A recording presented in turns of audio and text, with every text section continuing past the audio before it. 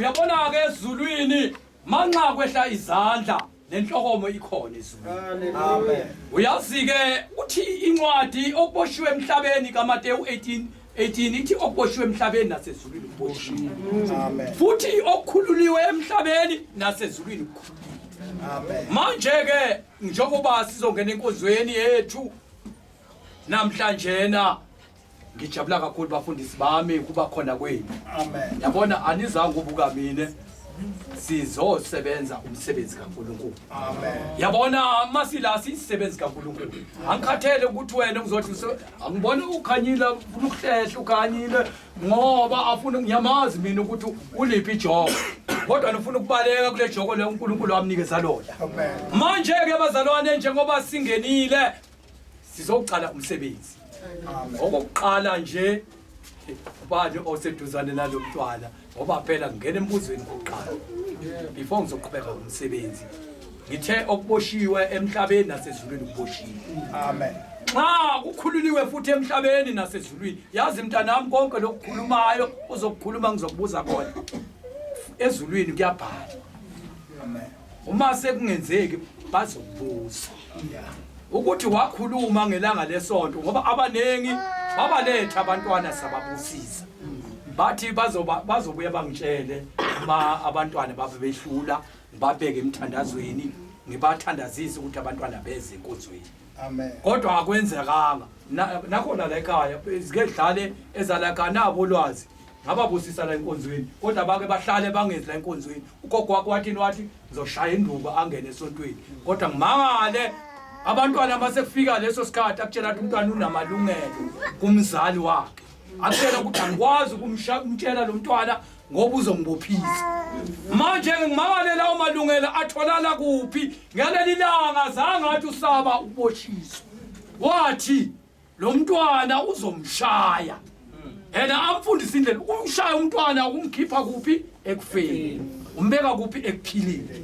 Manje ke kujika umzali amzwele eqala umntwana nguyena omkhulumelayo umntwana nokuthi bathi ligotshola imanzi wamyekela umntwana vele wakhula ngeke usamvimba kodwa ufanele umgobe njani asesemncane.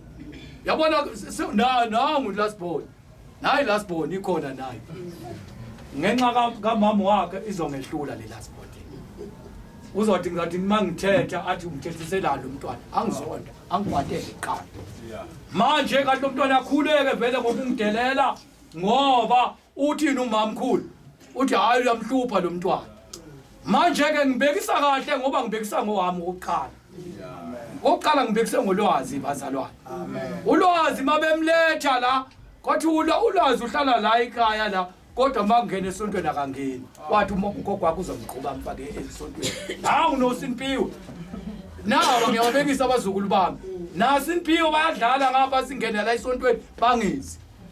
Uyabona ke leyo nto bathini bona abazali abasiphulanga yini isithembiso basiphulile bazalwane ngoba uyathembisa ungasifezi kufanele lisigcine isithembiso wazi ukuthi uNkulunkulu uyabhala phansi. Mntanami ngizosheshisa masinyane hamba ke mntanami njengoba umlethile lo mntwana umlethele ukuthi kuenziwe oyabo sisa shaya izandla bazalwane. Masiceda kumbusisa ke umntwana uzokwenza njani ufuna wenze njani ayenze enkonzweni anishaya izandla futhi. Hawu manje engaseze esontweni uzokwenza njani awuzanishaya izandla usahamba ngamagama amahle njalo nawu ke uyahamba intombazane hawu wakukahle impela uyahamba uye esikoleni ubuya nemali aphethe imali uzokuthini wena mambona aphethe imali masibisele ngisathi mama ngidobhile ngitholile mama phethe 100 impela ngitholile weyale 100 ayina asishaya izandla futhi bazalwane. Wena ufisa ukuthi eze esontweni maye sengasafuni ukuya esontweni zomenza njani awushaya izandla futhi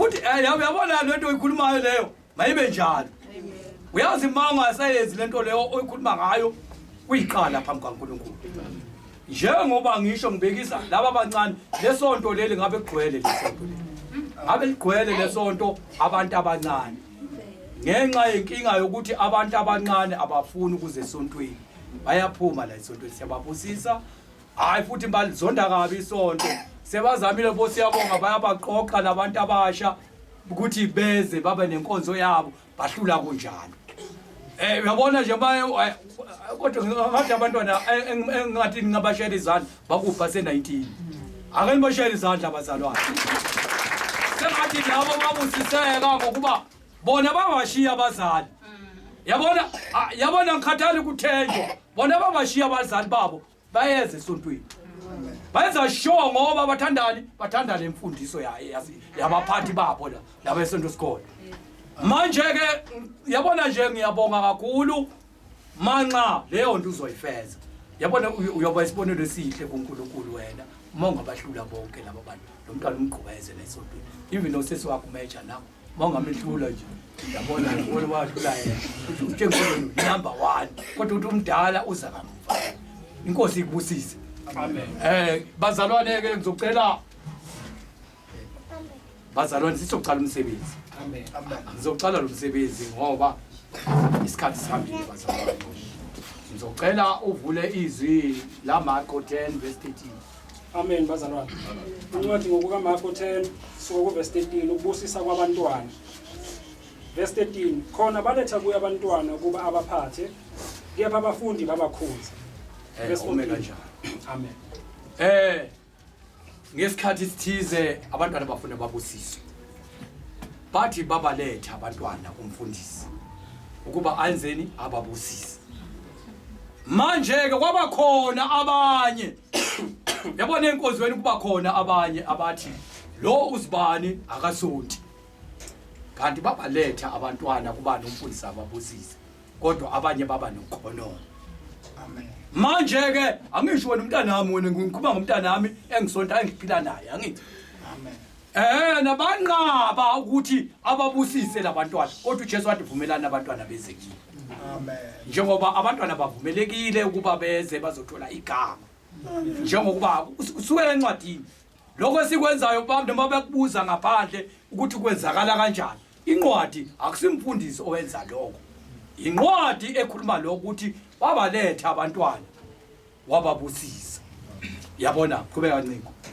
verse 14 kodwa uJesu ekubona wathukuthela wathi kubo vumelani abantwana beze kimi ningabanqabeli ngokuba umbuso kaNkulunkulu ungowabanjalo verse 15 uqinisile ngithi kini yilo nalowo ongamukeli umbuso kaNkulunkulu njengomntwana kasoze angena kuwo 16 wabonga wababusisa ebeka izandla phezulu kwabo amen biza igama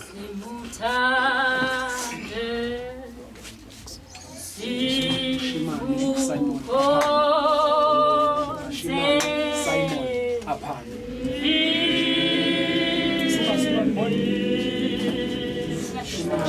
Simon apana simuthande simukhonze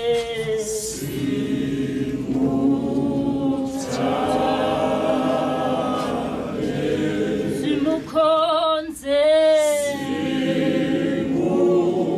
Shimane Simon aphaye ngiyakubusisa egameni lika Jesu uthi umfundisi yoba khona ngaleso sikhathi akubhabhatize egameni lika Jesu ngaphansi kwenkonzo yama children of God inkosi ibusise mntana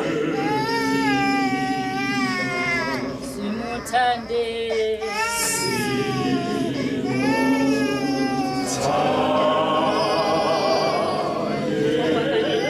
simukhonze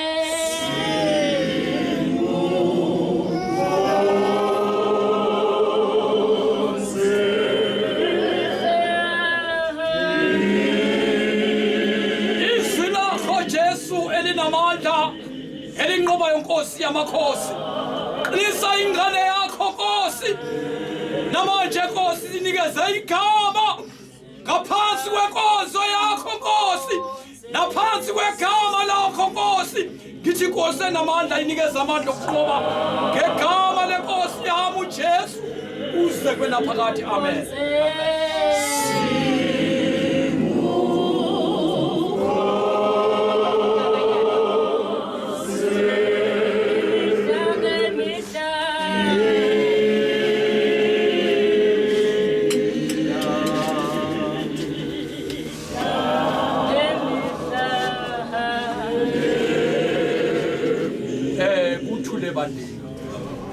Bazalwane-ke ngizocela-ke bogogo bomama babe nezwi lokuyala esingicela baba Adams abe nayo izwi naye ayala ngalo umntwana. Amen.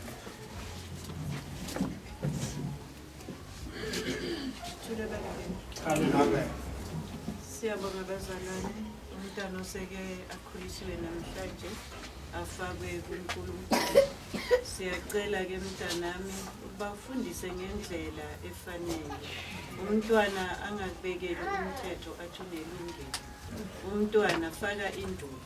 Ngoba uma umshaya umkhipha ekufeni, umfaka ekuphileni. Ungathi ungamfundisa kahle mntanami. Siyabonga. Amen. Hallelujah. Amen. We thank God for the child, the blessing of the child. Amen. To the mother, you must teach your child the ways that he should go, so that when he grows old, he must not depart from it. Amen. Also allow him to be in the presence of his father and his uncles, because he's a boy. He needs guidance from spiritual men of God and women of God. Amen. If you are raising the child alone, you've got Baba Mfundis and Mama Mfundis here. They can help you along the way, because to raise a child alone, it is difficult at times. Because you need some advice. Hallelujah. Amen. So that your child can be disciplined. When your child steps out of line, you reprimand your child out of love. Hallelujah. So that when the enemy tries to come, you know that you've done everything as a parent, that your child cannot fail you. Hallelujah. Amen. Because many times we as parents, when our children do wrong, we are there to protect them. We are speaking right while we know that they've done wrong. We're supposed to discipline them so that they can know that my father and mother don't like what I'm doing. Hallelujah. Amen. Because I am a child that has been raised in the house of God. Hallelujah. Amen. So if you raise the child in the house of God, God will bless you. Even your great-grandchildren, they will be a blessing. Why? Because you have raised your child right. Amen. Amen. Siyabonga.